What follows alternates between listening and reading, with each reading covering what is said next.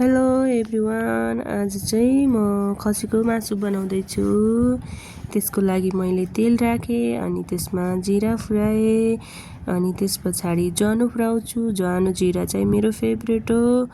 अनि यसमा तेजपत्ता र प्याज पनि राखेँ। अब यसलाई मैले परपरी भुट्छु। एकछिनसम्म भुटेर यसलाई रातो हुने गरी चाहिँ भुट्छु। रातो भइसकेपछि यसमा म मसला राखेर फ्राई गर्छु।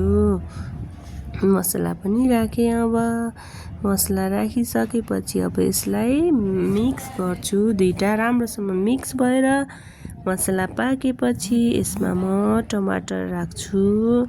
अनि टमाटर पछि मैले बेसार, नुन अनि त्यस पछाडि मसँग सेन्चुरी मिक्स मसला थियो, मैले त्यो पनि राखेँ। अब एकछिन यसलाई चलाएर म पाक्न दिन्छु। पाकिसकेपछि म मासु राख्ने छु। हेर्नुहोस् है, एकछिनसम्म यो पाक्छ। पाकिसकेको पनि छ। अब यो चाहिँ मासु हो, बिहान ल्याएको, पकाउन चाहिँ अहिले साँझतिर लागेको। अनि हाम्रो घरमा पाहुना हुनुहुन्छ, त्यसैले म पकाउँदैछु। खसीको मासु राखेँ अनि मलाई एक एक गरेर हाल्न झ्याउ मैले भाँडाबाटै एकैचोटि खनाउँछु भनेको। हल्का पानी रहेछ, पानी पनि पर्यो। अब यसलाई म मसला र मासुलाई मिक्स गरेर एकछिनसम्म भुट्छु। यो राम्रोसँग मसला र मासु मिक्स भइसकेपछि यसलाई म सिटी लगाउने छु। हेर्नुहोस् है, मैले मिक्स गर्दैछु। यो चाहिँ अब एउटा हातले मोबाइल समातेछु, एउटा हातले चम्चा समातेर चलाउँदा चाहिँ हल्लिएको छ। अब के गर्नु, एक्लै भिडियो बनाउँदै खाना पकाउँदै गर्दा गाह्रो हुन्छ नि है।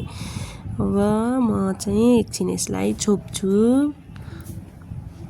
अनि यसमा मैले चुक पनि राख्छु है। अलिकति चुक राख्नुपर्छ, यसमा अलि नराम्रो स्मेल हुन्छ नि, त्यसलाई चाहिँ कन्ट्रोल गर्ने काम गर्छ के चुकले। त्यसैले मैले चुक राखेर एकछिनसम्म यसलाई चलाउँछु।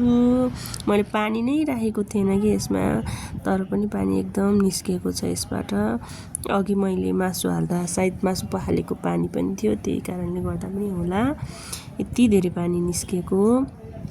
म चाहिँ खसीको मासु खाँदिनँ, बनाउन चाहिँ बनाइदिन्छु। त्यहाँ अब पाहुना हुनुहुन्छ, त्यही भएर पनि मैले बनाइदिन लाग्छु। अरूले चाहिँ अरू काम गर्दै हुनुहुन्छ, सो अब नखाए पनि बनाइदिउँ न त भनेर बनाउनु लाग्यो। अब म यसलाई थोरै पानी राखेर सिटी लगाउँछु। सिटी पनि लागिसकेको छ।